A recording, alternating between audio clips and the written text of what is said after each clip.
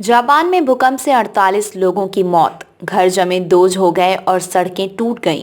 Japan में आए शक्तिशाली भूकंप में मारे गए लोगों की संख्या 48 हो गई है, जिसके कारण घर ढह गए और सुनामी की चेतावनी जारी हो गई।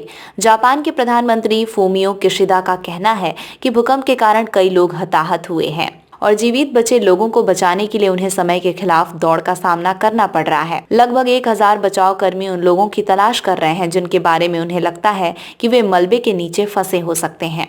जापानी सेना उन लोगों के लिए भोजन, पानी और कंबल सहित आपूर्ति कर रही है जिन्हें घर छोड़ना पड़ा है। अब जापान सागर से सुनामी संबंधी सभी चेतावनियां हटा ली गई हैं, जिसका अर्थ है कि अब ऐसी घटना का कोई खतरा नहीं है।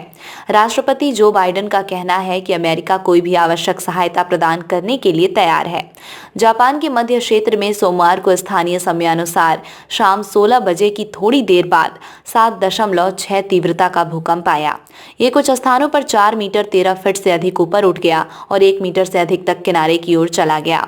भूकंप प्रवण जापान जमीन हिलने पर क्या होता है, इसकी निगरानी करने के बेहद उन्नत हैं, इसलिए ये इतना सटीक माप कर सकता है।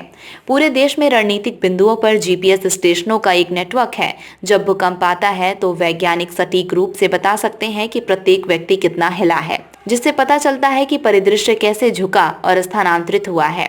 इस प्रणाली से पता चलता है कि सोमवार को आए भूकंप के बाद जमीन 130 सेमी तक पश्चिम की ओर खिसक गई। इस बीच वैज्ञानिक भी अंतरिक्ष से जापान पर नजर रख रहे हैं और भूकंप से पहले और बाद में ली गई सैटेलाइट तस्वीरों की तुलना कर रहे हैं।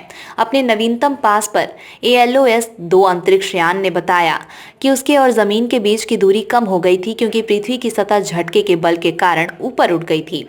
नोटो प्रायद्वीप के पश्चिमी हिस्से में जमीन सबसे ज्यादा हिली। वहां समुद्र का तल तट से हट गया, जिससे लगभग 80 सेंटीमीटर ऊंची सुनामी लहरें उत्पन्न हुई। सौभाग्य से जब लहरें तट रेखा पर पहुंची तो उत्थान ने वास्तव में लहरों के प्रभाव को कम कर दिया होगा।